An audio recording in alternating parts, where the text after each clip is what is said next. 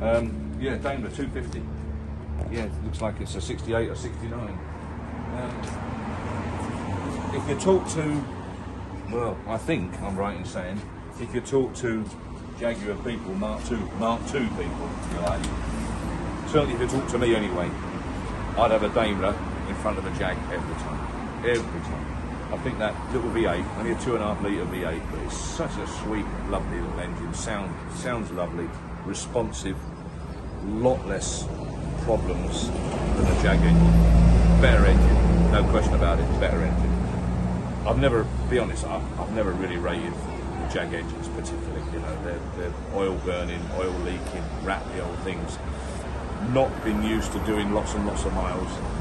You know, we used to reckon that an XJ6, like a Series 1 or 2 XJ, Series 1 anyway, XJ6, engine had seen its best by 50,000 miles. They weren't very good. You know, if they got to 100,000 miles, you were waiting for them to blow up. They weren't all that clever. But these are just the power to weight ratio, in my opinion, on these Daimler 250s. They're about bang on.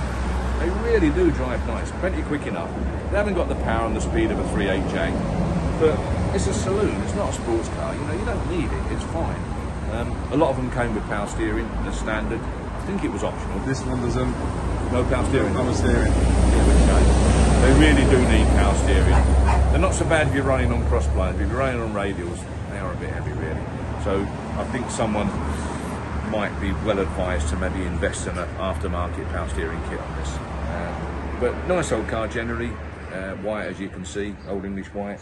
Decent red leather interior.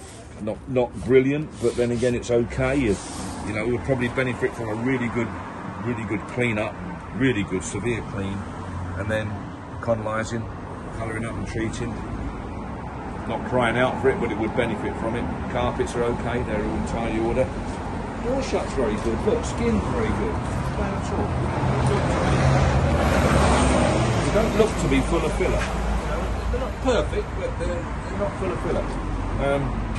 And when you think what we can sell really nice 3.4 or 3.8 Mark II Jags for, in stunning condition, you're now talking about 25, 35,000 quid or thereabouts. Probably going to make this a really good buy. I don't know what the reserve is, I haven't got a clue.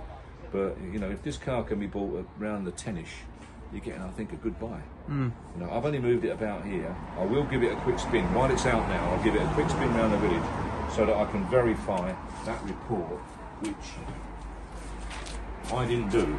I think personally the owner's done that. Possibly, yeah. I would just like to verify that. Because we got what we got in there. Recently new fuel tank, yeah, hand pump, sender unit, and an oil pressure sensor. sensors. Yeah, because there are only sensors on these. People used to say about, oh, Jay's got low oil pressure. It's electronic. There's a sensor that governs it. So half the time it was the sensor at fault, not the oil pressure. In fact, more than half the time. But someone's put good, which I can only assume would be the vendor. So I'd rather just try that out myself and see. But the little bit I moved it about, it starts lovely, it sounds fit, it's crisp, it's sweet and sound, like I say, not rattly in any way, shape or form. So I quite rate the old car. I think if it can be bought at a sensible price, in actual fact, you know, the more you look around it, you stand back and look around it. It looks a beautiful car. It's actually a lovely car. It is, yeah. Yeah, she is. You know, you could undersell this car.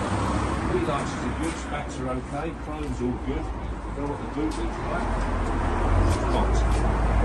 Boot lid feels okay. It's had a little bit in its day. Obviously, you can see it. You know, it's had some bit of rust on the boot lid and that, and been addressed and what have you. But you know, it's one of them cars. If you were standing on the curbside and that drove past you, you couldn't help but think, oh, whoa, what a lovely car. You know, so I think, if not careful, we could be underselling that car a bit. I think that's maybe going to turn out to be a better car than it was first. I could live with that car. Yeah. I think it's nice. I want to give it a quick spin around the block and just verify what the gentleman says, because it looks as though someone has just like, got good, and it probably is, but I'd just like to check it for myself. No problem. You're going to photograph it first?